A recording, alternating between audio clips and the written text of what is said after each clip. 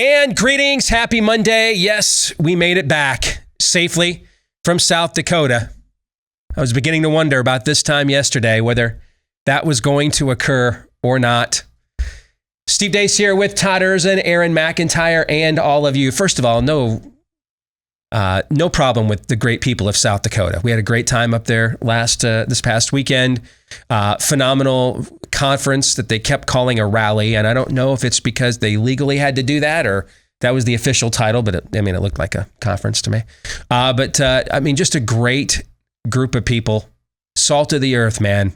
And there's a lot. Got to see Mount Rushmore for the first time. There's a lot more up there than I realized. It's a little mini Branson. Now, the season's still not open yet, so a lot of this stuff, the wax museums and all this stuff weren't open yet, but that's a real vacation spot other than, look, kids, Parliament, you saw it, right? And I got a chance to go up to Mount Rushmore, take some great photos, hear some good speakers, talk to some really good salt of the earth people. Weekend away, had a great time. And then there was the commute on the way home yesterday, and I should have known. So there's no Uber in Rapid City, South Dakota, despite all the tourists that it attracts. You can't Uber. There's a Lyft, but I was told it's wholly unreliable. So the conference arranged for someone to take us back and forth from the airport, right? And so Sunday morning we go to leave. Driver's a great guy. I felt so bad for him, and it's almost as if he was being smited. So we get in the middle of the trip to the airport, and he says, "Hey, can I just ask you a question on a left field?" Right? I said, "Sure, why not?" And he goes, would you consider yourself pre-mill or post-mill? Uh-oh. I kid you not. About 30 seconds after he asks me this, we're going down the main drag of Rapid City, and the car stops. And I gave it the Carl Lewis, uh-oh. All right. Almost like he was being punished for asking Steve Deace an eschatology question. And I'm like, something wrong with the car? It looked like a brand new car. He's like, you guys aren't going to believe this, man. I've been driving around so much and I just forgot to check the gas tank. We're out of gas. In my entire life, I've never run out of gas. So, I guess I get to check that box. And I didn't know what to do. It's only like 40 degrees up there. And he's, I'm guessing, older than me. He jumps out of the car and just starts coasting it down the hill against the wind. It's just, and we had just passed a gas station, thankfully, and a nice couple pulled over and took him the rest of the way. But it was just like this surreal experience. We then get there. Apparently the TSA at Rapid City believes they're Miami Vice. All right. And the guy looks about as old as Sonny Crockett. It's just, this guy, the TSA guy there, let's just say, I don't know that he's much of a deterrent. You know what I'm saying? You know what I mean? Like, I think in between Metamucil body shots, I don't know that he's going to do much to keep the bad guys away. But he made sure to go through every last article of clothing and lair in my wife's suitcase. He made sure to do that, man. He made sure to do that. So, Chester the Molester much? Then we get on the plane, and if it's a male, is it a stewardess? Or is it a steward? How does it work? Stewarder? How does that work if it's a male? That's a good question. Yeah, I don't know. All right. So we had a male, I guess, stewarder. And all right, we're landing in Denver. Okay, cool. All of a sudden the captain comes on. We're actually landing in Casper, Wyoming. We've been rerouted. Apparently the stewarder wasn't told this. We've been rerouted. They've shut the Denver airport down for thunderstorms. And so we're on this little puddle jumper. So we don't have the gas to just kind of circle around and wait for the storm to clear. So we have to land, refuel. And of course they tell you it'll be 20 minutes, 45 minutes. How long do you think we were there? 2 hours. 2 freaking hours. On the plane? Yes. I demand a spin-off show from this called Traveling with Steve Deace. Yeah. Second. So we finally get to go back to Denver. And of course, because they shut the airport down, all the flights are also being delayed. So we think there's still a reasonable chance we'll catch our flight. We were wrong. And then they schedule us to be on a plane that was actually out of commission. So props to United Airlines. And when I posted about this on Facebook last night, the amount of people that posted on there, that's what you get for scheduling United Airlines. And then people said, well, that's why I don't schedule American Airlines. That's why I don't schedule Southwest.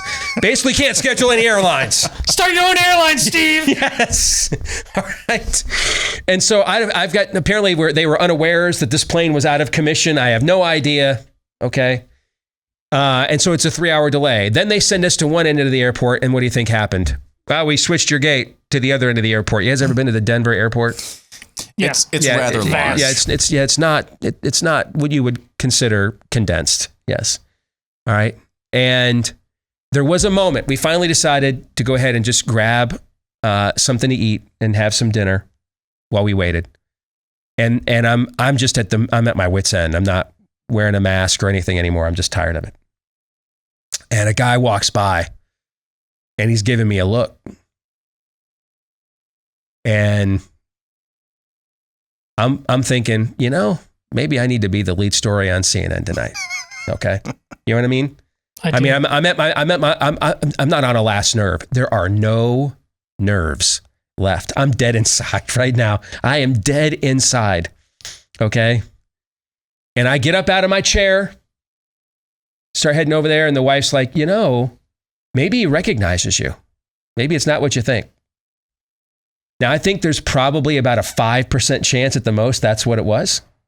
All right. Given that it looked like he was wearing a facial mask. All right. I mean, people rob banks with less than this guy had on his face. Okay. But that was enough to soothe the savage beast. I'm like, you know what? You might be right. That would be just my luck. Like, I don't mind going up the river for getting into a fight over a mask, but it would be just my luck that it was actually just a guy who was a fan of the show and it wasn't about the mask. Then it wouldn't even be a point to it. It would just be dumb, right? So memo to self, I better travel alone very infrequently from this time forward, given how messed up this is. Our buddy Bob Vander Plaats is going to join us at the bottom of the hour. He called me in the airport. He's like, you're not home yet? I'm like, really? He started telling me they were trying to fly back direct from Houston. They were doing some business in Houston over the weekend, and he'll tell us about some of it because some of it involved Ted Cruz here in a little bit. But they got a flight out that would get them home at 11 o'clock. They didn't land back here in Des Moines until 8 p.m. So this is apparently systemic, like all over the place now. And yesterday was a day. How was your day? How was your day, Todd? Mowed the lawn, went to a couple soccer games. Yeah. All on time. It was good. Yeah. Aaron, how about you? I moved a bunch of stuff from a third floor apartment, but at least I was getting stuff done. Yes. So that was a 13-hour commute. 13 hours. Could I have driven to Rapid City, South Dakota and back in 13 hours? And back? No. But to there? Yeah. Yeah. Anyway, we're here. I'm feeling better, so that's good. On the show today, I mentioned Bob Vander Plaats is going to be joining us. He'll be telling us about his visit with Ted Cruz, kind of the forgotten presidential candidate, actually, with all the focus on Trump and Ron DeSantis and Nikki Haley and Tim Scott. So we'll talk to to Bob about his visit with Ted Cruz coming up at the bottom of this hour. Next hour, it is our Facebook Ask Me Anything for the Monday Town Hall. We look forward to that. But before, of course, we delve into any of that, here is Aaron's rundown of what happened while we were away. What happened while we were away brought to you by a story nobody saw coming. The CDC and the American Federation of Teachers colluded in order to keep your kids from going back to school in person. That's according to a bombshell yet all too predictable expose from the New York Post. The Post cites emails obtained via a Freedom of Information Act request by the watchdog group Americans for Public Trust. The emails show correspondence between CDC Director Rochelle Walensky, American Federation of Teachers brass, and figures in the White House regarding changes in language the teacher union desired ahead of the infamous school reopening guidelines released in February by the CDC. In at least 2 instances, language quote-unquote suggestions offered by the union were adopted nearly verbatim into the final text of the CDC document. The AFT and its affiliates have long been one of the most reliable and deep-pocketed donor constituencies of the Democratic Party, dropping almost $20 million to elect party members during the 2020 election cycle. Checking in on Biden coronavirus advisor Dr. Michael Osterholm, who was interviewed by a Minnesota radio host. How will we know when this pandemic is done?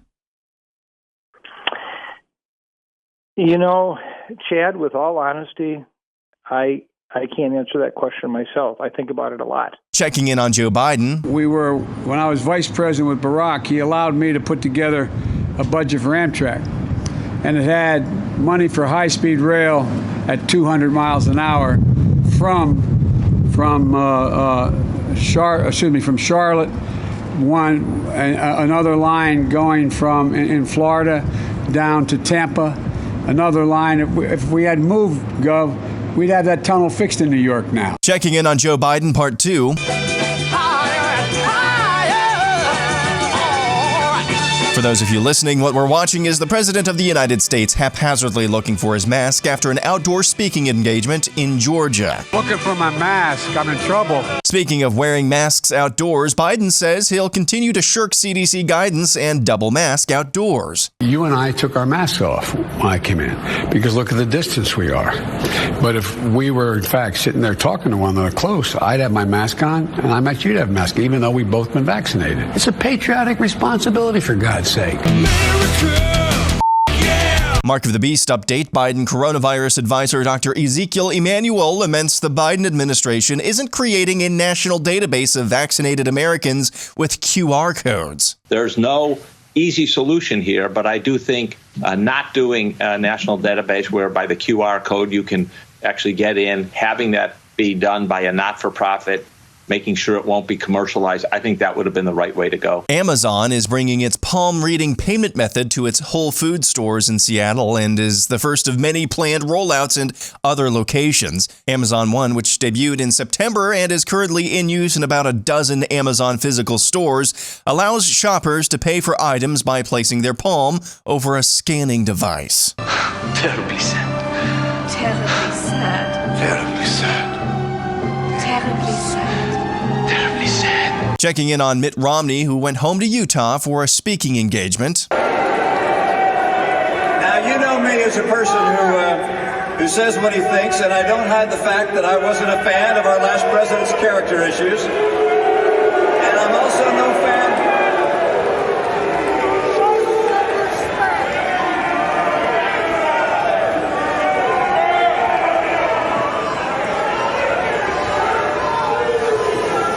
Aren't you embarrassed? Checking in on Florida Governor Ron DeSantis, who had this to say about critical race theory. Well, it's a bunch of horse manure. I mean, give me a break. This country has had more opportunity for more people than any country in the history of the world. And it doesn't matter where you trace your ancestry from. Here's the problem with things like critical race theory that they're peddling. They're basically saying all our institutions are bankrupt and they're illegitimate. Okay, so how do you have a society if everything in your society is illegitimate? So it's a very harmful ideology, and I would say really a race-based version of a Marxist-type ideology. Creator of the 1619 Project and curriculum, Nicole Hannah-Jones, says getting critical race theory out of schools is a violation of her free speech. This is fundamentally a free speech issue. If you look at the rhetoric of Senator McConnell and of state legislators all across the country that are trying to get bills passed to prohibit the teaching of the 1619 Project, it's not about the facts of history. It's about trying to prohibit the teaching of ideas that they don't like. Learning Chinese today. Today's phrase is, No amendment to the Constitution is absolute. 没有任何宪法修正案是绝对的。 What could be seen as a bellwether election took place in the wealthy Dallas suburb of Southlake on Saturday, 9 months after officials in the affluent Carroll Independent School District introduced a proposal to essentially enact critical race theory as public policy. Voters delivered a resounding victory Saturday to a slate of school board and city council candidates who opposed the plan. Candidates backed by the conservative Southlake Families PAC, which has raised more than $200,000 since last summer, won every race by about 70% to 30% event, including those for 2 school board positions, 2 city council seats, and mayor. Some political pundit and Navy veteran named Travis Akers tweets, "History was made on Friday with the first ever all-gay U.S. Navy helicopter crew." Akers posted a couple of photos of Navy service members holding a rainbow flag in front of their helicopter. I'm in danger. Daily Defiance, Elliot and his family shop at the COVID-stand Virginia Target without a mask. In the infamous Broward County, Florida, Amy says, quote, "Every week when I walk by the Homeowners Association park, it's taped off and I tear it down." And that's what happened while we were away. Wow, there's a lot to get to in that montage. But first, let us tell you about our friends over at Home Title Lock. You know, we've been warning you about home title theft, where cyber thieves remove you from your home's title and become the owner. We said to beware of data breaches that can expose information like name, address, personal info that allows them to identify as you online. Well, one of them just happened recently to Facebook. 500 million identities at risk. Because of Facebook being exposed to cyber thieves. They can now, with your identification, maybe log in as you, then forge your signature on a quitclaim deed stating you've sold your home to them, leave you with the debt, maybe even an eviction or foreclosure notice. That's why you want to make sure to take advantage of our friends at Home Title Lock and their protection. Go to HometitleLock.com right now, register your address, make sure you're not already a victim and don't yet know it. And then while you're there, sign up for 30 free days of protection during this high-risk breach. Again, HometitleLock.com, promo code radio. That's HometitleLock.com, promo code radio. All right, let's get to what is inside of Aaron's montage, because boy howdy, is there a lot there. I'm just going to go down all of these and give a quick take, and then I'm going to find out what you guys think. Okay. Number 1, no one with an IQ above 19 is shocked to learn that the teacher unions were responsible for a chart that came out from the CDC that said in the dead of January, the only place safe for you to go back to school in person with extracurricular activities was International Falls, Minnesota. No one with an IQ above 19 is shocked to hear that news. We are shocked, however, that it was actually confirmed out loud in public that that was the case. I think we're shocked at that, but is anybody with half a synapse shocked to learn that a Democrat president is wholly and totally beholden to the teacher unions? No. Michael Osterholm is adorable. I mean, I love the guy. That clip is Michael Osterholm. First of all, this guy is a dedicated, decorated scientist. Phenomenal scientist. But he's really struggling this last year because he's a scientist. And he figured out about July of last year, y'all don't want that. So he's been trying to figure out. There's Michael Osterholm until about July 1 of last year. And then there's been Michael Osterholm ever since. And then sometimes the old Michael Osterholm will come out, like on the double mask thing, when he got asked about this. Do you guys remember this?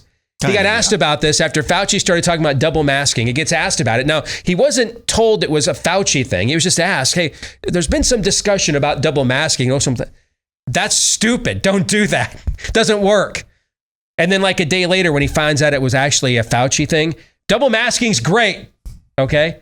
Michael Osterholm is not a media concoction like Anthony Fauci. This guy gets his hand. This guy doesn't sit there and just do media avails and banquets and sign books. That's what Anthony Fauci does. This guy gets his hands dirty. He does real science. And that's why he's shattered right now. He's just broken. He's a broken vessel right now because he can't even. When does the pandemic end?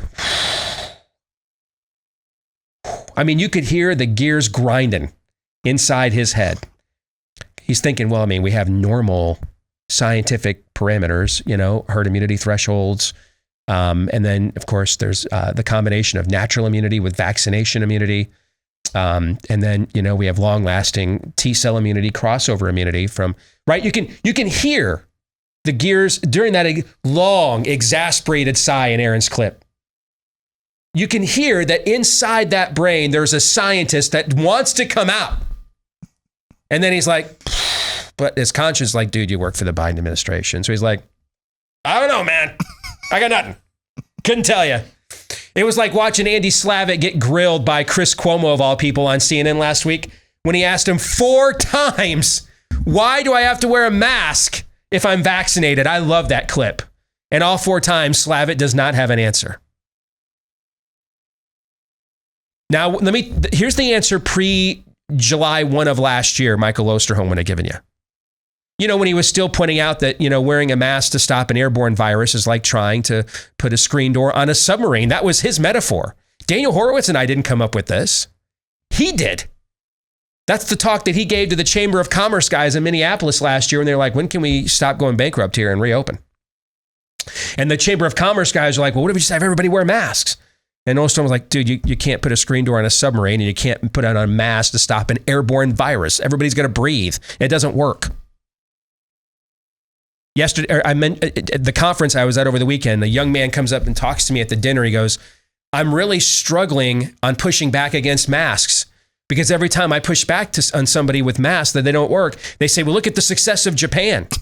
So I just went and typed Japan COVID into my phone and handed him and showed him like the first 3 stories. And they're from like the New York Times, the Washington Post, not even from like our media services. Japan surge of cases may see the Olympics get canceled again this year. And I just showed him, like, oh, you need to show your buddies that. Okay? Because that's what Michael Osterholm was talking about until July 1 of last year. Michael Osterholm was writing in the pages of the Washington Post the first weekend after Trump shut the country down. You can't use shutdowns to fight a virus. We can't shut our way of life down. He put out one of the first critical pieces of this. That's been memory hold. And so I love watching him. It's just adorable to watch it because there's a large part of him that wants to really, I think really wants to give you some science. But then the rest of him's like, you don't want me to give you science. You guys want me to give you the show. So mask up outdoors for Evs. Okay. I mean, but that clip is one of our most decorated virologists in the United States, Michael Osterholm. That clip is what his entire last year has been in about 20 seconds. I don't know. I love that clip. All right, the Joe Biden thing. I had an epiphany watching that. Where again, Dementia Joe, oh no, Joe shows up, right? Is it just me or does this tend to show up more often when he is doing outdoor events? Stop and think about it anecdotally. When it's a formal indoor event, something scheduled that can mentally and physically prepare him, drug him for, did I say that out loud? I'm sorry. We don't see these sorts of slips nearly as often as when it's an outdoor event. And I wonder if it's because that's just a lot more ad-libbed. It's a lot more spontaneous. Lining him up for one interview or one debate is not the same as lining him up for an outdoor event. Then you've got to get everything and everybody there coalesced on time. It just seems to me as you look over the last year and a half, we've seen a lot more of Dementia Joe doing outdoor events than we have doing a scheduled interview or the like. Am I wrong on that? Just off of you guys' top of your memory banks? Am I onto something with that? I think the really severe kind of slip-ups, yeah, I think there's more of a propensity of that outdoors. That doesn't mean that it's not happening indoors as well. Because during the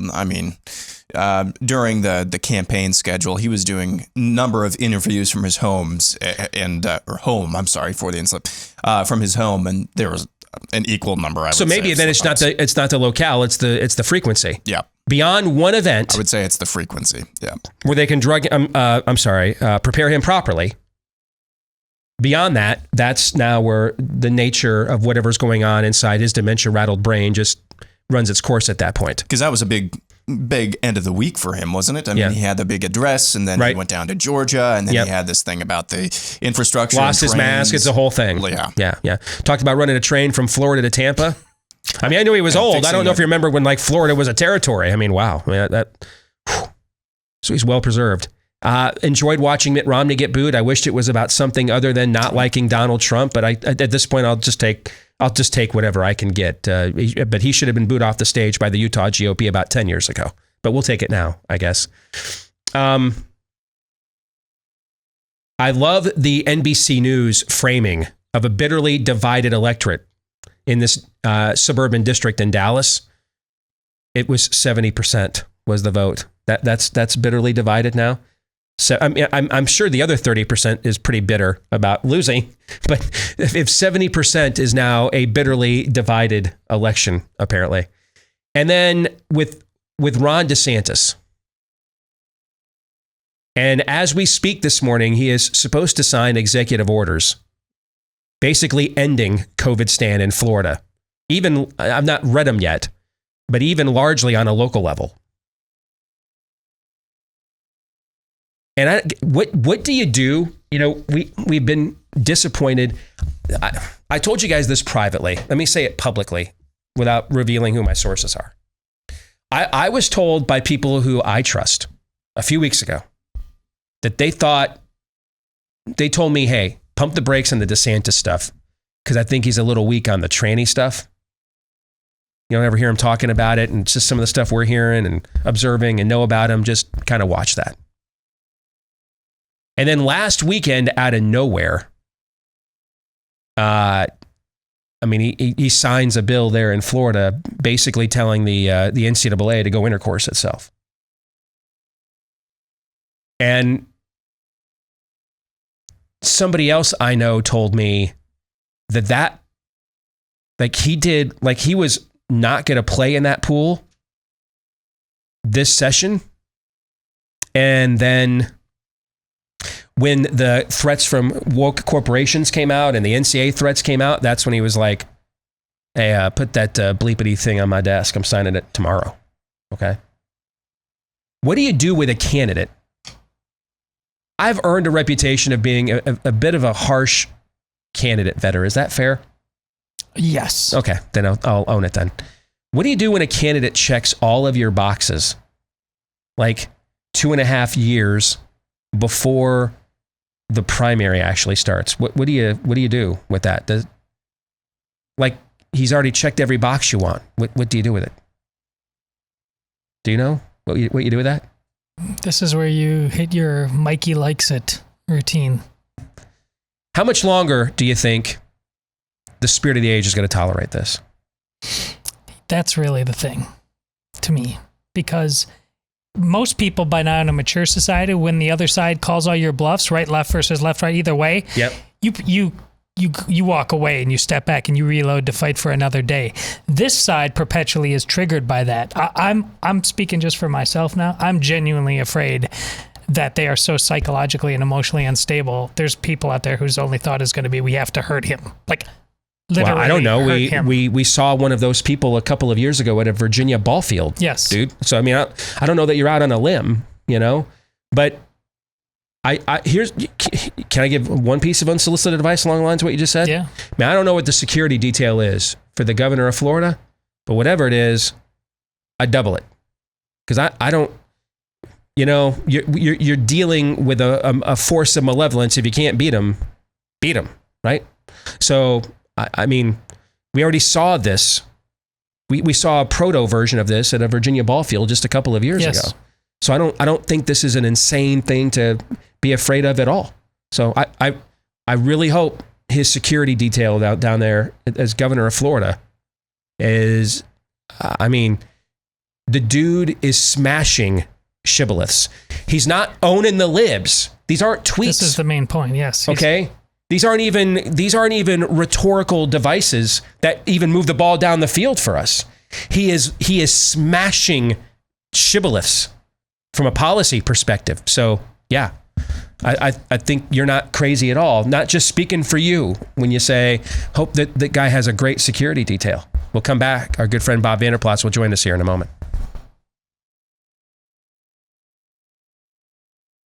We have been talking about rough greens for quite a while now. All right. This is the supplement powder that you mix in with your dog's food, because your dog needs supplements like we do, because The same things happen to your pet's food that's happened to a lot of our food. A lot of the good vitamins, minerals, nutrients, etc., stripped out of our foods for mass production and consumption. Same thing goes with the pet's food. That's why a lot of what you buy for your dog is dead when it leaves the factory. But you might be wondering, hey, if I put this in my dog's food, will our dog like it as much as your dog does, Steve? Because our dog Cap loves this stuff from Rough Greens. But if you're not sure, here's what we'll do for you. We'll give you the bag for free. One way to find out, you just pay for the shipping. But we give you the bag for free, that first 14-day jumpstart bag to try to kickstart a better health for your pet. We give you that bag for free right now to try it, see if your pet will like it at roughgreens.com. That's how confident we are they will, because we think you're going to come back for more and actually buy it. All right. So this bag is on us. You just pay for the shipping at roughgreens.com, RUFF for roughgreens.com, or give them a call, 833-ROUGH-DOG. That's RUFF, 833-ROUGH-DOG. Let's bring in our good friend, Bob Vander Plaats from the Family Leader. Good to see you, brother. How are you? I'm doing really well. After a little bit of rough travel, getting back from Houston, you getting back from Denver, I'm glad to be in Des Moines. So we have a poll question up. And we're going to discuss this amongst ourselves more in depth in the overtime later today here at blazetv.com/Deace. That's where we will post it for you. We'll record it right after today's program. And then if you're a Blaze TV subscriber, you can go there and watch it at blazetv.com/Deace. If you're not yet a Blaze TV subscriber, use that exact same website. Go there, get a discounted subscription to Blaze TV today. But we're going to be discussing these poll results from our audience. We asked them this question.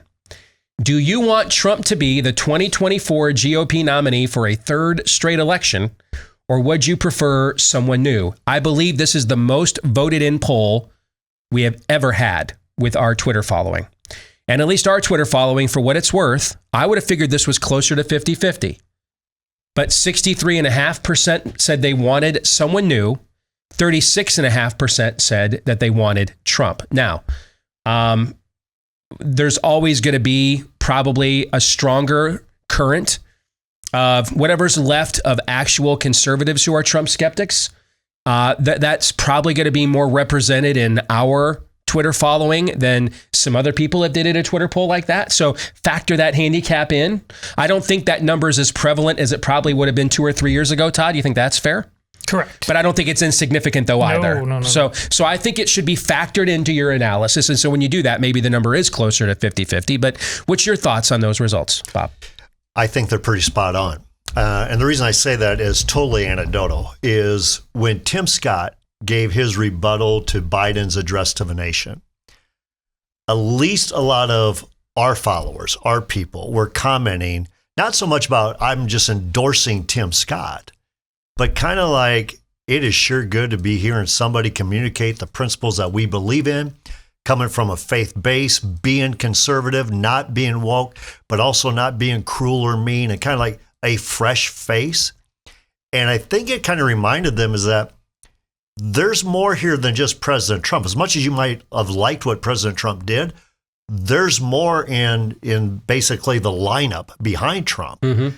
And so people are, if they looking at that, because it's not just about winning the primary, which I believe Trump would win. If Trump got in, I believe he wins the primary.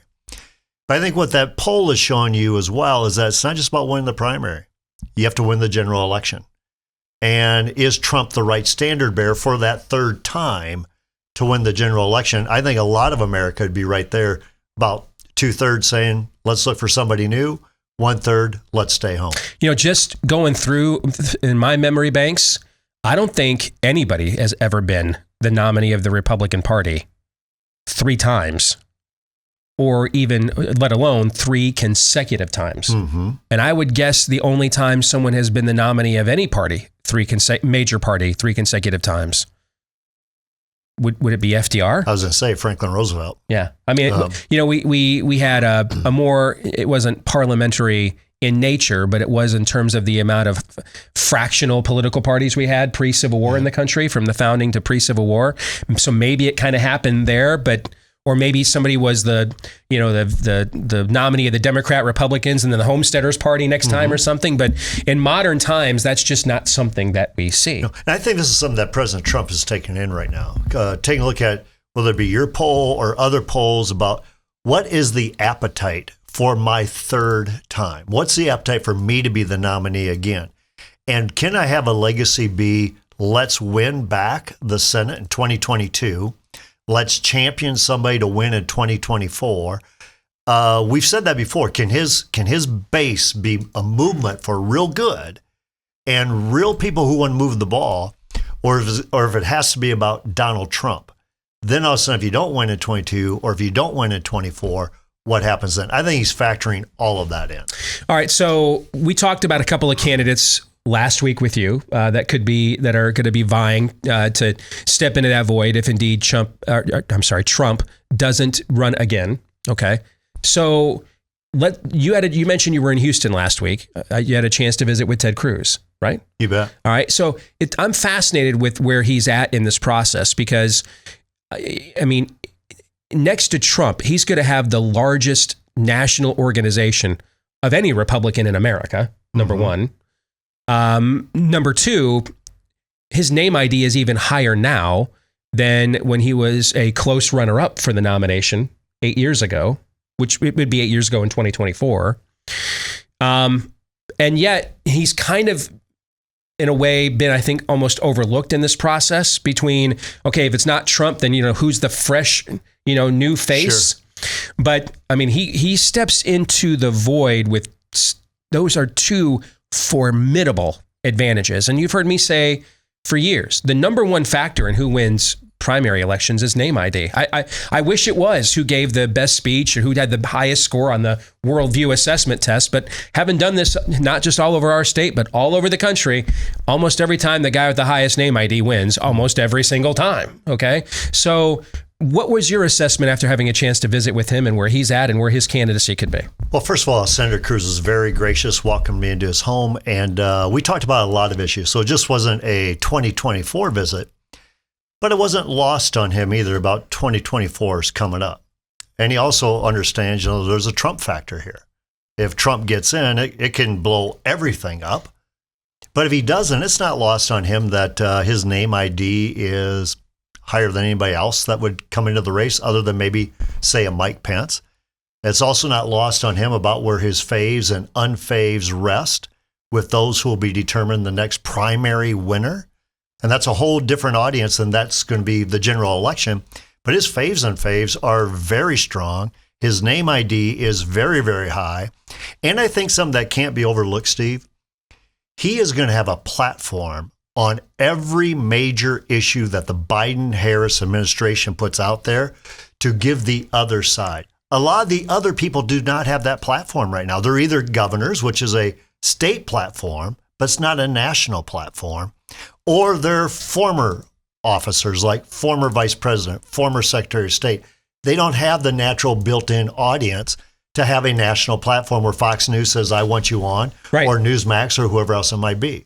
Those are all key assets for him to be looking at 2024.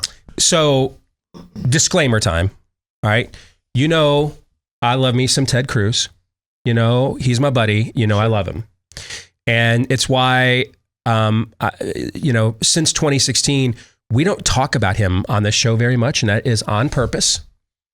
Because it's this audience is going to be well aware of our prior working and personal relationship. And so I can't win. If he does something I don't like and I'm critical, sure, then it's disloyal.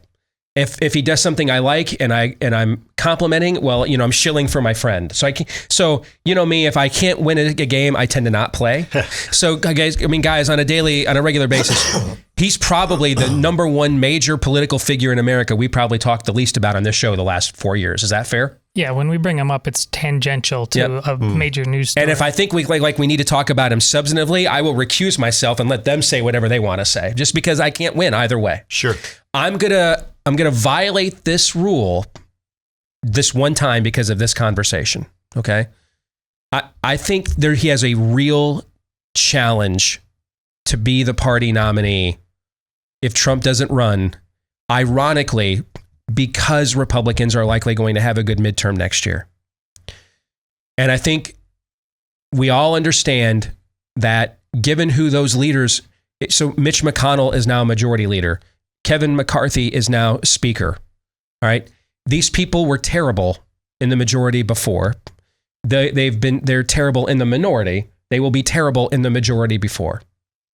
And I think a real challenge for him is he will have no position of leadership, but he will be the most, Ted will be, he's the most visible figure within that faction to our base. Mm-hmm. And when they don't stand up and shucks, they're just a couple vote. We've done this all our lives. We right? have done this all our lives. Yep. And so, Ted got to rise to fame in that environment 8 years ago, but he was the fresh face.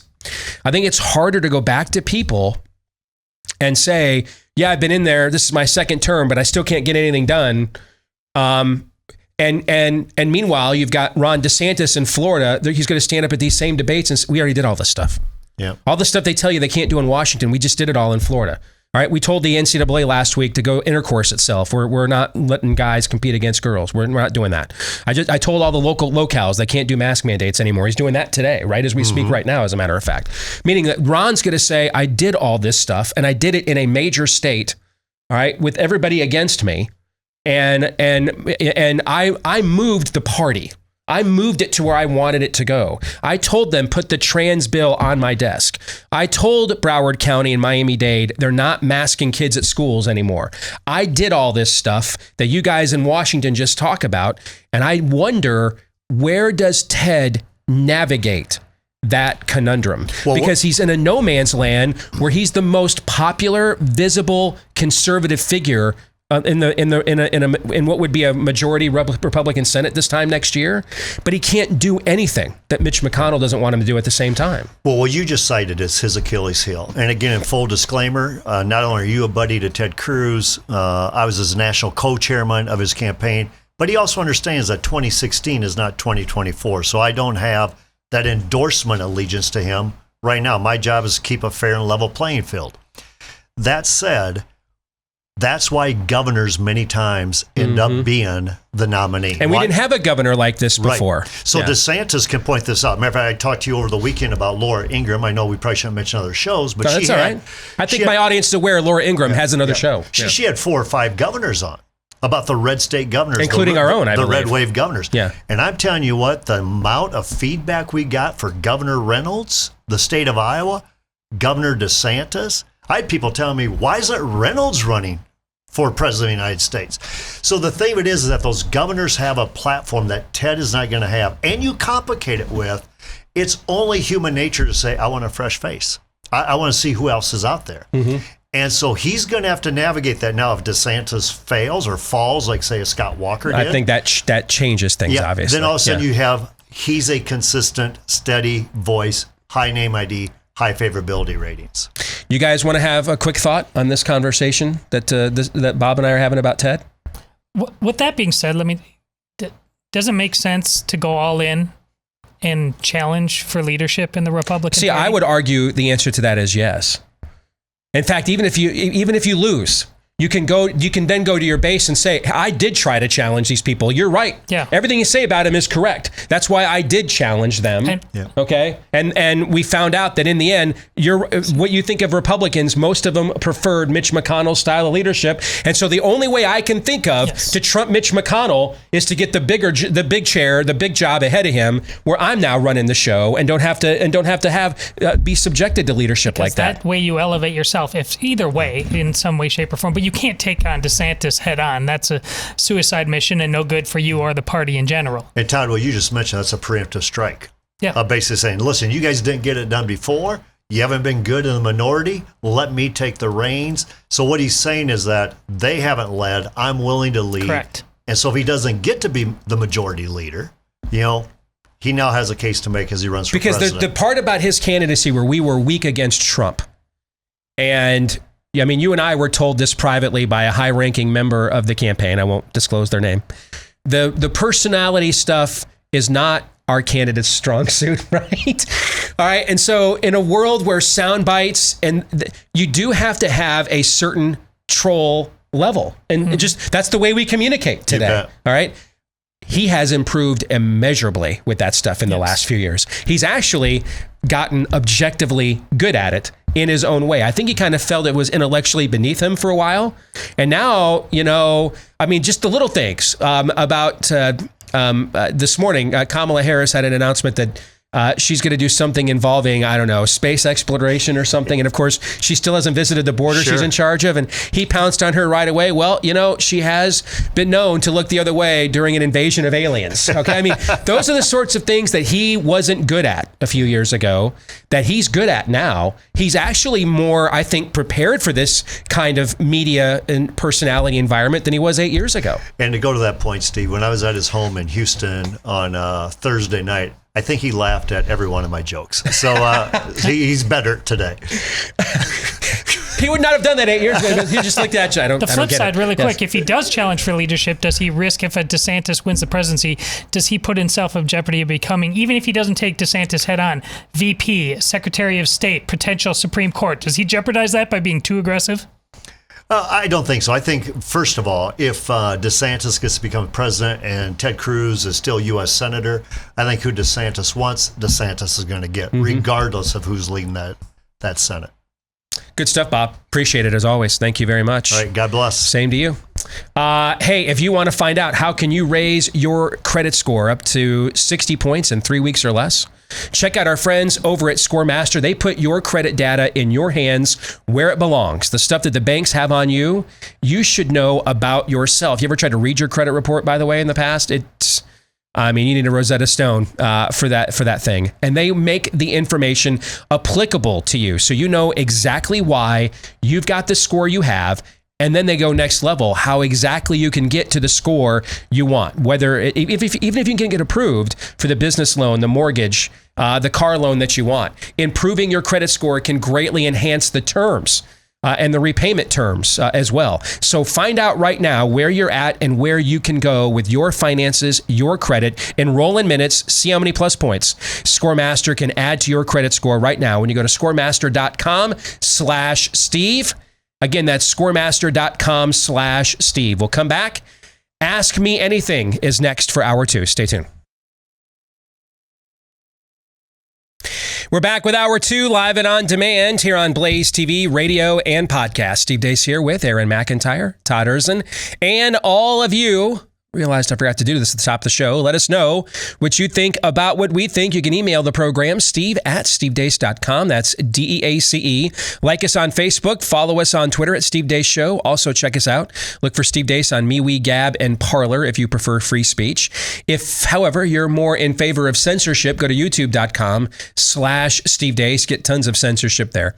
And then rumble.com/Steve Deace Show. And then finally, if you are a podcast listener, thank you very much. Please show your appreciation for the program. Hit that subscribe button. Leave us a 5-star review. Thank you to all of you that have done those things for the program already.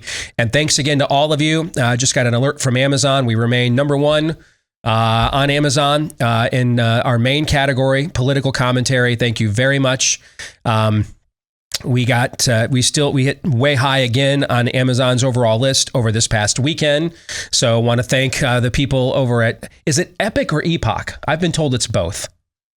I've heard it most the Epic Times. Okay, all right. Yeah. And then Charlie Kirk as well. And then Eric Metaxas. After those 3 appearances, those certainly gave us another bit of a boost and rocket fuel for our book, Fauci and Bargain. So thank you very much to all of you that have purchased 1 or multiple copies. I heard a ton of positive feedback about our book this weekend at the conference in South Dakota I was at. So thanks to all of you. We've gotten thousands now of 5-star reviews at Amazon.com. We cannot thank you enough for the success of this book. All right, let's get to our Monday Town Hall Ask Me Anything edition from our followers over on Facebook, brought to you by Freedom Project Academy.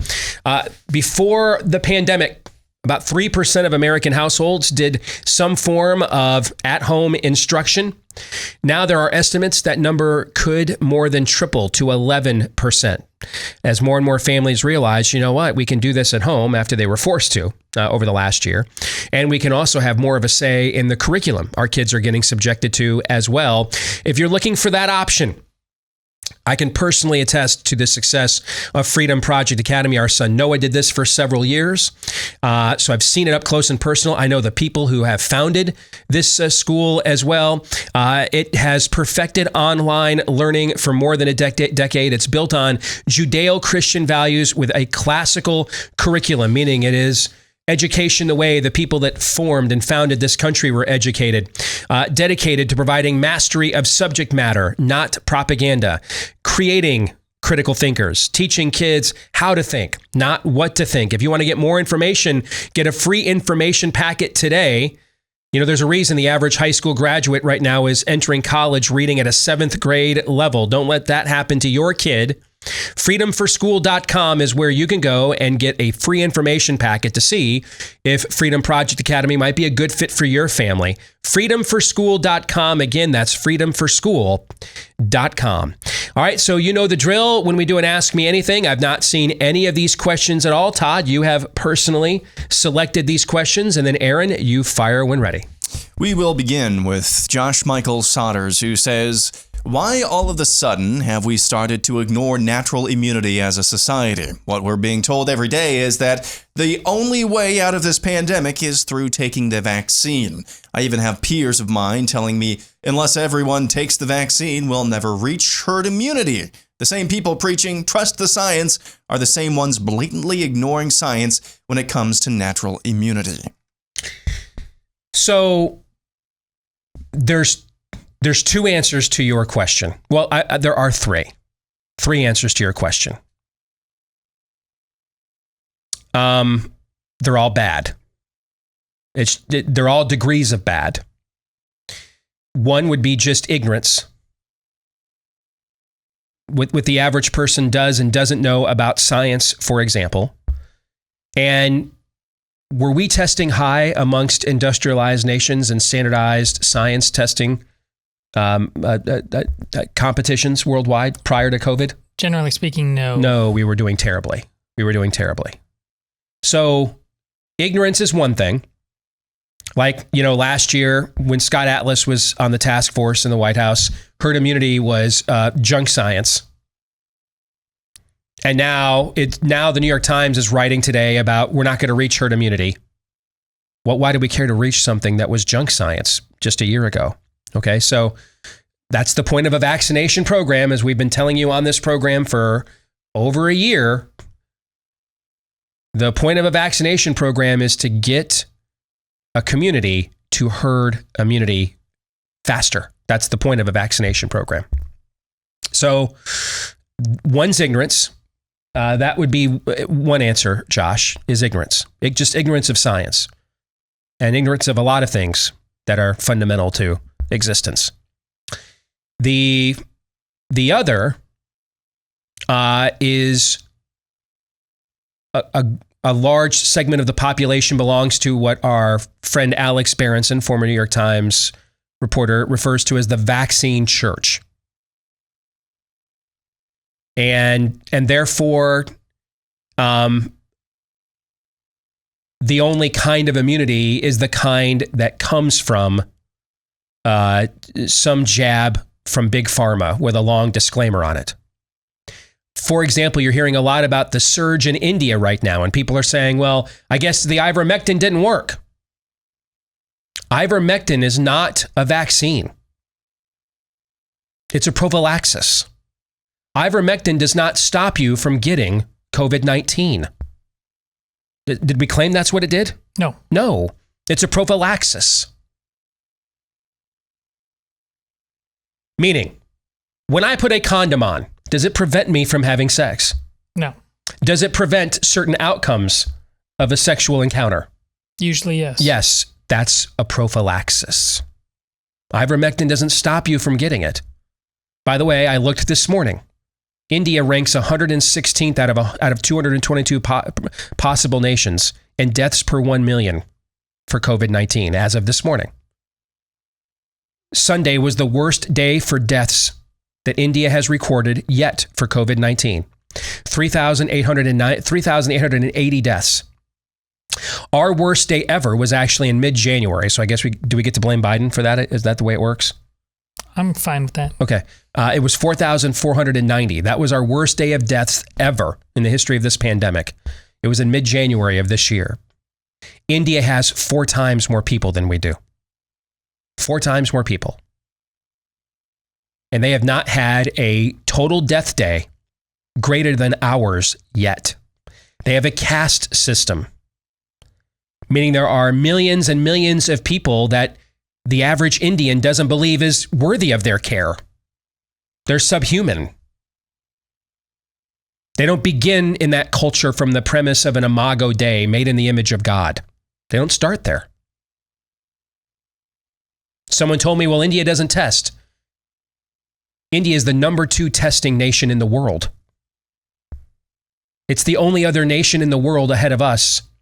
Other than us, we're way ahead of them. There's only 2 nations in this world that have done more than 200 million coronavirus tests. We're number 1. We're over 440 million tests we've done. We only have 330 million people, folks. That means some of y'all have gotten tested twice. Goodness. Please tell me I have it. All right, India is approaching 200 million tests, or 300 million tests, I should say. They're like 290 something. Number 3, China. Only 160 million tests out of over 1 billion people. So for warning the world about this thing, they weren't really all that interested in finding out how many of their own people had the damn virus, were they? No. So India has one of the lowest death rates. Its worst death day ever was Sunday. It still isn't anywhere near our worst death day ever, despite having 4 times the people we do. And a caste system where like people get like turned away from like basic human functions and care because they've been reincarnated and deserve this. And they're the second highest testing nation in the world. And yet they rank 116th out of 222 total nations in the world in deaths per 1 million. I don't know. I think that's kind of showing the prophylaxis works to me. What do you think? I'm buying. I think that kind of shows the prophylaxis works. But a lot of people in America and a lot of, my mom was the head nurse at a clinic in Grand Rapids, Michigan when I was growing up. And I used to go into that clinic all the time when I was a kid. Used to work there in the summertime, even working medical records and stuff like that for a summertime job. The amount of pharmaceutical reps, the amount of meetings, the amount of free things. This was in the 80s and early 90s. I can't even imagine what it is today. That's essentially whatever comes from those pharma reps is the treatment for basically everything. Nothing else outside of that can be considered. That's just the water table. So I think a lot of people just don't even know, that, which kind of lends it to the first option, Josh, what a natural immunity is. Like, I think there's a lot of people that don't understand. If they've already had something, they're naturally immune to it. I don't think they understand that.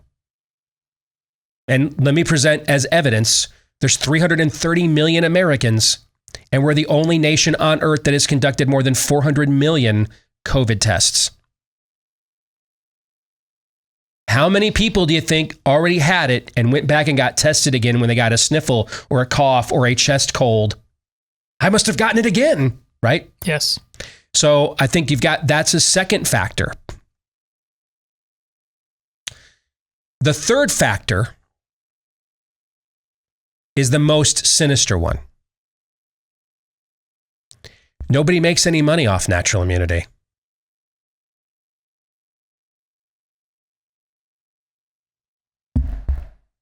So it doesn't matter. Nobody makes any money off a malaria pill that costs 10 cents to make and distribute. Ivermectin won the Nobel Prize in 2015. 2015. Like, you want to give people the benefit of the doubt? Hydroxychloroquine's been around since the 50s? Whatever. I don't, but okay. This thing won the Nobel Prize in 2015. it might as well be called hydroxychloroquine. So I think those are your three factors. Number one, there's no money to be made off of natural immunity. Number two, I think a lot of people belong to, again, the vaccine church. And I only say this because it's my position. I'm not anti-vaccination. But there's only one God, ma'am, and he doesn't dress like that. I just don't belong to any of your pagan churches. I don't belong to any of that. I stood up and told this audience I spoke at last weekend when I got asked about the vaccine.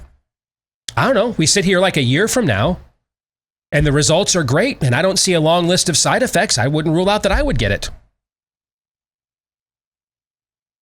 But since I don't belong to the vaccine church, I'm not your Huckleberry. I'm not your human trial. I'm not showing up to get in line for you to try your new moon dance out on me. I want to see that your rain dance actually causes rain first. Is that fair? Yes. I want to see your rain dance make it rain. If you can make it rain, then we'll talk. I might okay. Oh, yeah. You need a partner. And you made it rain. I'm impressed. But I'm going to need to see you make it rain. I'm not just going to go with what you claim to be the case. Next question. That's a great question, by the way. We'll move on to Reed Bartlett, who asks, as a Christian, I know God loves and instructs us to love everyone, and all human life is sacred. I'm not supposed to value one life over my own, but how do I square that my life is as valuable as a pedophile or a murderer or rapist? I know we are all sinners, but this one really stumps me.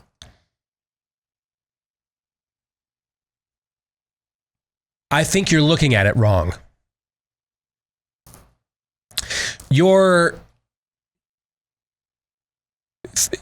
In fact, your dilemma is answered in the way God himself applies justice. Meaning, when God revealed his law through Moses, several of the things that you mentioned there were automatic grounds for execution. Now, I'm guessing it's Reed, right? Yep. Reed, I'm guessing you would not claim to love people more than God. I'm guessing that. I think that's fair, right? Sure. Okay. And even if you made that claim, you couldn't back it up because he sent his son to die for people. And I don't believe you've offered up your son as a sacrificial lamb for the sins of others. I don't believe. So even if you were to have made that claim, you couldn't back it up, and God already has. And yet within that framework, God provides for those that engage in the activities that you just described to be executed for those activities. Because they have violated the very sanctity of life that he has such high esteem himself for. So I don't understand your dilemma because God has already preemptively answered your challenge. The sanctity of life is so high that he sent his son to die for others, including people who are heinous sinners. All of us are. But then at the other end of the spectrum, God allows sinners to execute other people for their sins because those particular sins are in direct violation of the highest principle, life. So I think God's actually answered your challenge already. If you have to, there's a question that they ask in seminaries, Reed. Is God immanent or transcendent? The answer is yes. Meaning that he is transcendent above and over all of us. But he is immanent in that he's one prayer away. He's one request for life change away. He's one invitation. Behold, I stand at the door and knock. He's one door opening away. He's immanent at the same time. And I think what you might be guilty of here, Reed, is seeing God only transcendently. If you only see God transcendently, then I can understand why this would be difficult and would stump you. But in the imminent, in the right now, God says, you may execute those who violate the sanctity of life right now. And then I will deal with them and their souls in eternity. But in this life right now, you may execute them for it. According to my law, you may. And that's coming from the being that sent his own son on our behalf to die for our sins. So don't just look at God as transcendent, but also immanent, because he also revealed for us a natural law, something we don't have to wait into past death or eternity or an age to come or a kingdom to come for some form of fulfillment. But we are given permission as the highest beings in creation, made the only beings in creation made in his image. We are given permission to execute, pardon the pun, to execute that natural law imminent right now. That's the whole point of human government, actually, to bring the sword of righteousness against the evildoer. And one way that it does it is it says to execute. God says execute people who do these things. So I think if you see God as both immanent and transcendent, then that will answer your dilemma. Guys, have any thoughts on that? Yeah, I would say it's very dangerous to confuse the earthly consequences of sin with the eternal consequences of sin, which, apart from the saving grace provided to us through God's Son, would damn us all to the same fate eternally as the murderer, the rapist. Earthly, though, as you just articulated, though, there are different consequences for different sins. Do I deserve to be put to death?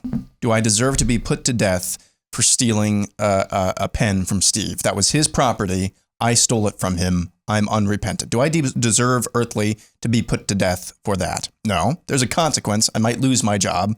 I might get reprimanded by Steve. There are different earthly consequences for different types of earthly sins. We are all guilty before a righteous and holy God for any sin eternally, apart from the saving grace of Jesus Christ. And I would also turn it around as well. For the victims or victim of any of the capital offenses that you just mentioned as well, are you being loving or more loving to them by not seeking justice for them?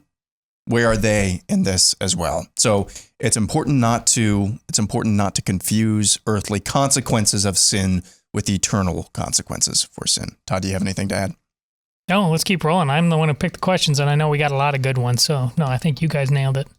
Up next, Tiny Johnny asks, we say revival or bust, but when the church had the chance to preach the gospel in an opportune time, like maybe during a pandemic, most of our brothers and sisters thought it would be best to be like the world and preach not the gospel, but the moralism of works righteousness, i.e. masking, lockdown, social distancing, etc. So in the end, we have no real revival and a self-imposed bust. Is this premise correct? And if it is, what do you think God will do to fix his church? I think your premise is correct, but is not as applicable or encompassing as you think. And in many respects, you're asking the inverse of the previous question. So if the previous questioner, I think, left out part of his moral math, the immanence of God, and only considered him as a transcendent being, I think you're only viewing the church or God's relationship to the church through immanence and ignoring transcendence. Meaning that just because the church on an institutional level, as we have known it in our country, failed during this time, doesn't have anything to do with whether God's word returns void to him or not. It doesn't. I had a lunch once with an old friend of mine who pastors one of the largest churches in our state. And we were going back and forth. This was several years ago when I was still a local host. And we were going back and forth about how blunt or confrontational to be with the culture. And he thought that at times I was too confrontational. And I thought at times that he was not. And through this conversation, we got to be good buddies. We'd often have lunches together and just kind of go back and forth, let iron sharpen iron. He made me rethink some ways where maybe I could be the softer side of Sears. And hopefully maybe I made him rethink some ways where he could bring a serrated edge more often. But during one of these conversations, he said to me, We have a way of saving people at our church. And if we fail at that, what happens to our community? And I looked at him and I said, see, that's now we're where the rubber meets the road. This isn't really about temperament, that you're nicer than me or I'm meaner than you. It's not really about that. It's about the fact that, first of all, I'm on a larger platform than you, I told him. As big as your church is, it's nothing compared to WHO. And unlike you, I'm not tax deductible. I have to sell commercials. For-profit companies have to buy time for me to get paid. So it doesn't really matter how orthodox and righteous my message is. If it doesn't draw a broad enough audience, I'm out of a job. In some respects, my calling's harder than yours. But I begin from the premise that if I blow this thing, if I do something stupid in my personal life, stupid on the air, blow this thing, not one more person will go to heaven or hell because I wasn't on the air on WHO today. Not one more person will do it. You start from the premise that if you blow this thing, one more person may go to heaven or hell, depending on the fact that your church implodes. That God can't do this without you. That's the difference. And so that's why you're constantly making accommodations to the culture. Because you're trying to figure out how much truth really will they let me tell them. And I'm not saying we don't ever consider that.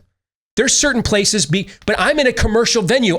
If I was a pastor of a church, we barely have that conversation now, and we work in a for-profit entity. If we were a church and you guys were my elders, knowing what you know of me, how often do you think we'd have this conversation then? Yeah, not at all. Whatever's less than never, because we almost have it never now. It's not. It hasn't been never. There are a few times we have sat around and said, "Can we go there?" Given the environment we're in, we have commercial interests. We're in business with other people, not in ministry with other people. We're in business with now. Our call is a ministry, we believe ultimately, but we're aligned with people that have business interests with us. We told them our yes is our yes, our no is our no. We will meet those obligations. So every now and then, it's very rare, but every now and then we will game plan those things out. How far do we think we can take this without violating the other interests that are at stake in what we do here for this show every day? I don't know why a ministry would ever do that. You don't have any of those challenges. Well, we'll lose this donor. Well, you don't think God can send you another donor? Then in the end, you're beginning from I told him it's ironic. I'm the one that's got to sell commercials. But yet you're the one that begins from the premise of, how much truth can I tell people to get them to give me a tax-deductible donation? I need people to take money out of their pocket they will not get back and give it to me. That's a lot different. And so institutionally, Tiny Johnny, the church maybe, by and large, there are exceptions, of course, but institutionally, the church failed this era. That's inarguable. But let me tell you what I see in my email. I could sit here pretty much every day and just answer theological emails every single day. Every single day. The amount of these we get from people. Now, who am I? I'm not a pastor. I'm not a priest. I've made a million mistakes. I've not been perfectly pure in my personal life. Told you before, this time last year, my own marriage was struggling. So it's not like I'm some hero. All we did on our show is we showed up. That's all we did. We took, despite our brokenness, whatever issues Todd and Aaron deal with in their lives, God asked us to show up, so we did. We said, here we are, Lord, send us. We showed up.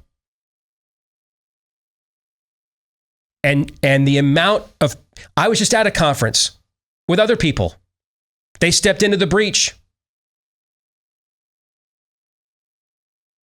People from 38 states went to Rapid City, South Dakota over the weekend. 38 states at where I spoke. So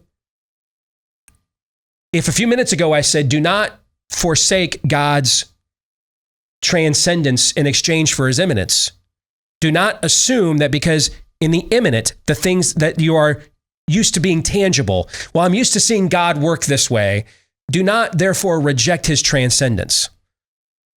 For as Luther said, he can talk out of the backside of an ass if he wants. And he did, Balaam's donkey. Transcendence, and from the transcendent perspective, I see lots of evidence of God working.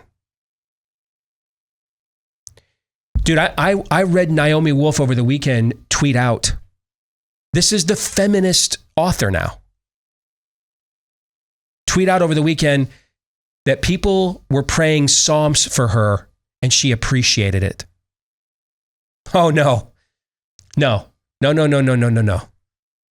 Imminently, I would agree. The church has failed this city. I would agree it has. But transcendently, I see lots of evidence of God at work. And if on an institutional level, the institutions don't want to do what they're supposed to do, God just raises up new institutions. Any thoughts on that? And thank God for that. Because Amen. Otherwise, yikes. These are good questions so far. You picked some good ones.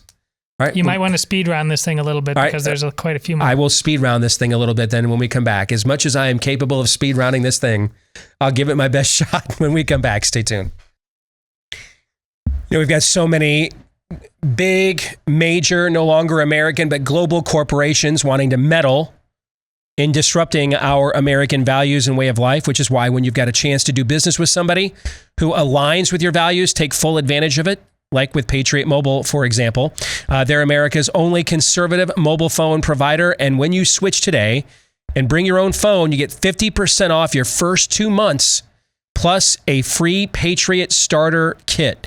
While you're there, go to patriotmobile.com/Steve to get more details. Take advantage of this great offer while you're there.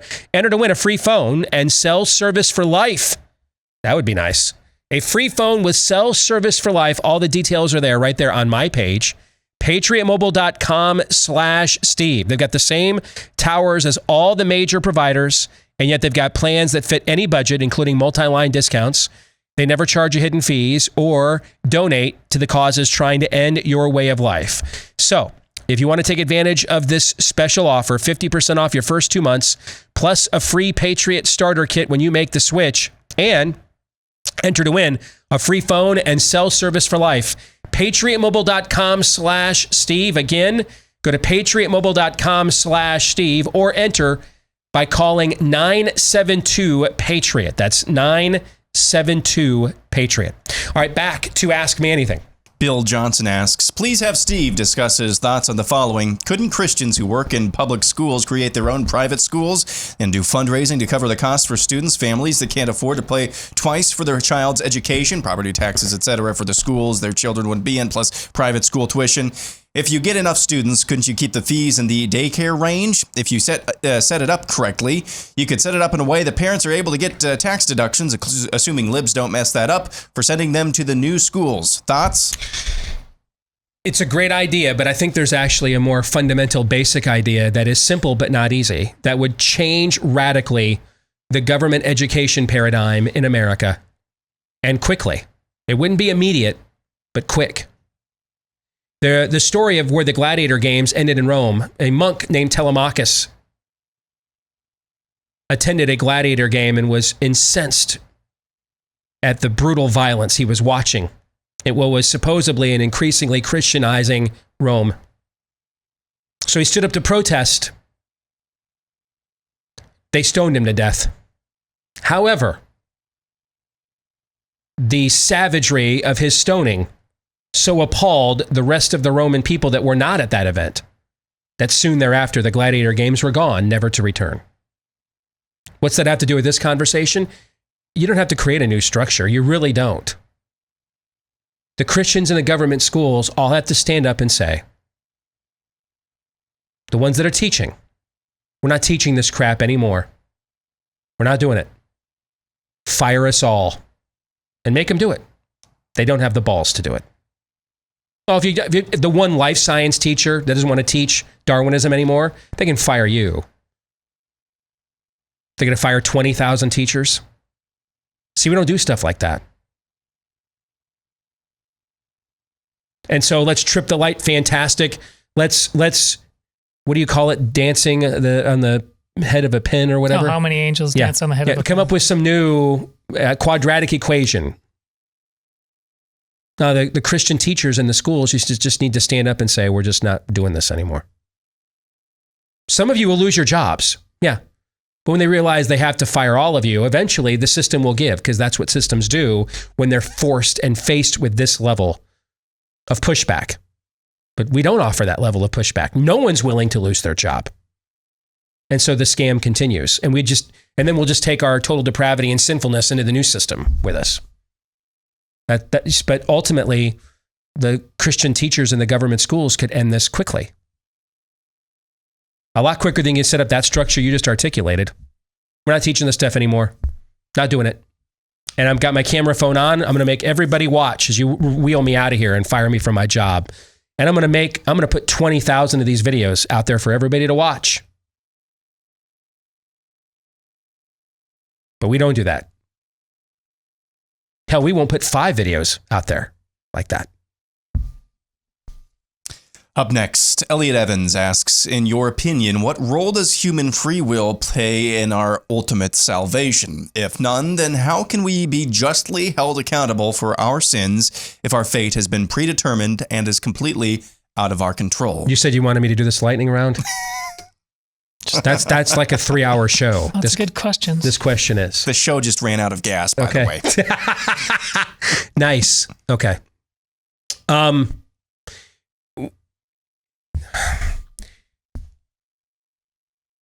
A lot of people think that, and this does not mean to say I am arguing for no role for free will in salvation. But the argument you're making for it isn't a good one, in my opinion. Because the Bible answers that question. Though sin came through one Adam, salvation came through another. Adam is made in the image of God. He is given dominion over the creation, correct? Yes. Adam is told, you have dominion. You name animals. You procreate. You have power not given to the angels. You are my vicar. You rule in my place, God says to Adam. And so when Adam fell, what happened to all of humanity? Since he was the firstborn of creation, what happened? We all fall, right? That's the first Adam. Then the second Adam comes, Jesus arrives.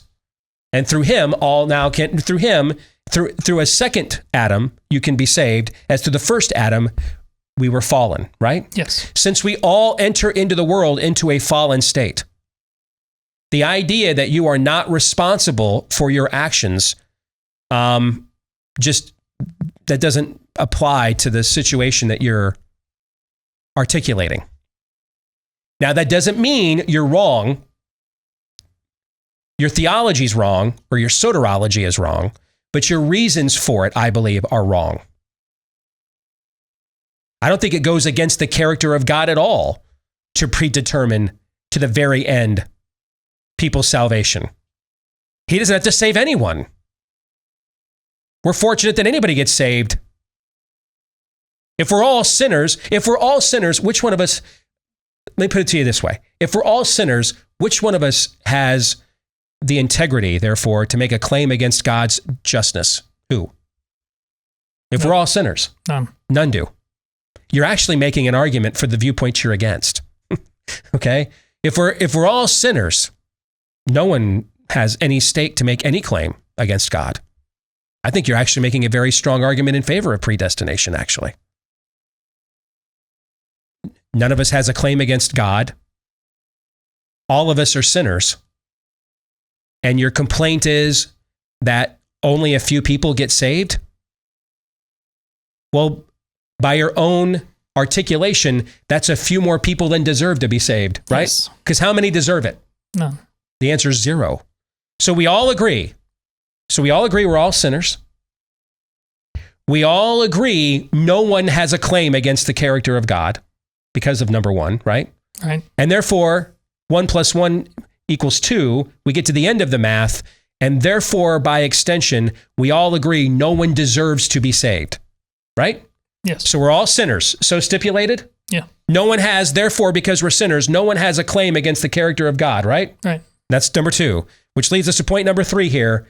Therefore, no one deserves to be saved, right? Correct. And so the argument against the justness of God is that some people, despite those 3 things that we just assented to, the claim against predestination is that only some people will get saved. Didn't we just articulate no one deserves it? Right. Right?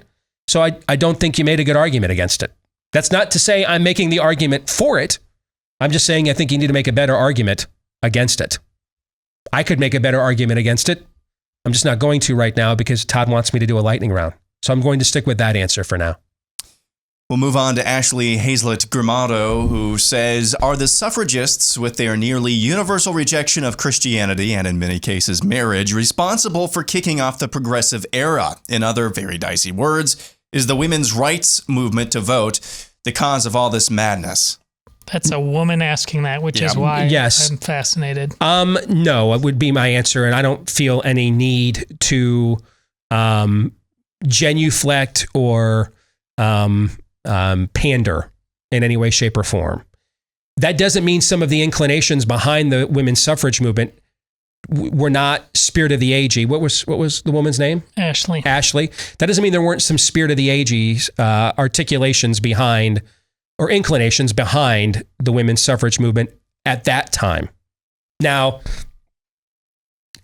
I would also argue that those folks that had spirit of the age inclinations for the late 19th century, I think universally would be appalled at what has become of it in the early 21st century. They would say that's not what we're talking about or what we're signing up for here. Now, that doesn't mean that they weren't any less responsible in helping to set the stage for it. But I think if you want to go to one line of demarcation in America, the passage of the 16th Amendment is it. And the reason why is because I can have all the spirit of the agey notions I want without an income tax where I can force you to subsidize it. The odds that I'm going to go out there in the free market. What was the vote? Now, this was a district that Trump won by 4 points in the Dallas suburbs, right? Just last year. Won this district by 4 points in the Dallas suburbs. They just did a vote with critical race theory on the ballot. It went 70%. Right. Okay. If you can't get that subsidized in Dallas, Texas, if you can't get voters to say when it's on the ballot, on a market, and I get to choose it, if I can't get that to get to go down in Dallas, Texas, how many places in America can I really get it to go down? Manhattan, San Francisco, like 7, right? Okay. 7, 8, 9, 10 locations. The vast majority of America isn't going to go for that, regardless of what they think about Donald Trump. Right. And so the 16th Amendment provided the impetus for the spirit of the age to force you to subsidize these things, to keep them going into perpetuity, long before and after a market force would say, yeah, there's a real demand for that. Let's give the people what they want. So I would actually put the line of demarcation for America there because it allowed the weaponization of our damnable doctrines. We can now weaponize them with tax dollars. Farrah Ferguson is next, who asks, isn't this defund the police movement really a movement to nationalize our police? How do we get people to see through these Trojan horse scenarios? I think I've gotten this notion a lot, and I really believe you folks are thinking this through. That may be the outcome of this, but I think you're thinking it through more than the people behind it are. It's just anarchy. Meaning that your mental math may be correct. Right? I mean, just last summer, we were even saying we wanted Trump to do what in Seattle? Send in the guard. Yeah. You got 9 city blocks proclaiming themselves a foreign country. Treat them like a foreign invader, right? So Farrah, that may be the end result of this. But I think you have thought it through more than the nihilistic impulses driving it. I just think it's nihilistic anger, nihilistic resentment. So I think that might be the end result of this, but I don't think it's I don't think we're playing four-dimensional. There's no four-dimensional chess here. Trump didn't have some secret plan to come back and win the election. And I don't think there's four-dimensional chess here. I just think there's nihilistic ranting and raving. For example, the mob outside of Lot's house. Did they know they were setting the stage for their own smiting? Did they know this? No, they did not. Was that the end result of their holistically as one? No, of course not. No, but did they set the stage for their own smiting? Absolutely. Yes. Was that their intent to do that? No. But I don't think there's any higher intent here other than nihilistic, stark raving anger, and that I can raise money off of. Nothing more. This isn't the Black Panthers, guys. They were better at this. They actually reinvested in communities, built schools. Oh, they were all communist thugs, but they actually believed like some of the stuff they were talking about. They believed some of the stupidity. This is just nihilistic raving. One more. Joel Vanier says or asks, who had the best draft and why? I think you just have to look at that in a few years and ask yourself that question. There's no way to know right now. I think lots of teams had really good drafts. I mean, there's one team I know right now, I can say right now had a good draft. And that's the Jacksonville Jaguars because they got the best player at the most important position. And provided he stays healthy, the worst he's going to be is a Jared Goff kind of player.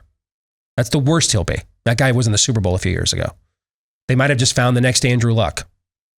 So I can say right now, they are definitively a better football team than they were before the draft began. I don't know how many other teams we can say that about until we see how well those staffs can incorporate those players and develop them. All right, in the chaos of 2021, every law-abiding citizen needs to know how to defend your family before, during, and after a self-defense incident were to happen. That's why you want to check out Patriot Academy's Constitutional Defense course. It is hosted by Front Sight Firearms Training Institute out there in Nevada, just outside of Vegas. This is the course you've heard our colleague Daniel Horowitz talking about. He's taken it a couple of times. And right now, you can get 16 hours of firearm training on the Rage, but also 8 hours of intellectual training about the Constitution in the classroom. They've got classes for May 30th and June 6th. Registering right now, you can get 90% off of that training. 90% off. You're going to be amazed, not just how much you're going to learn physically about operating firearms, but intellectually about the Constitution and liberty as well. 90% off the training. Of course, you've got to take care of your travel and accommodations, but they are practically giving the training away right now. If you go to constitutioncoach.com, again, that's constitutioncoach.com. And yes, you can take the entire family if you would like. Constitutioncoach.com. Register today. Get 90% off the training at constitutioncoach.com. We are going to stick around and tape the overtime here for our Blaze TV subscribers at blazetv.com/Deace. That's blazetv.com/Deace. And that's where you can go to watch this later today or subscribe so that you can watch it later today at blazetv.com/Deace. We'll give our thoughts on those polling numbers from our Twitter following about do they want Trump round 3 or someone new in 2024. We'll get into that in the overtime. And for everyone else, we will see you again tomorrow, noon to 2 Eastern, right after Glenn Beck here on Blaze TV. Until then, John 3:17.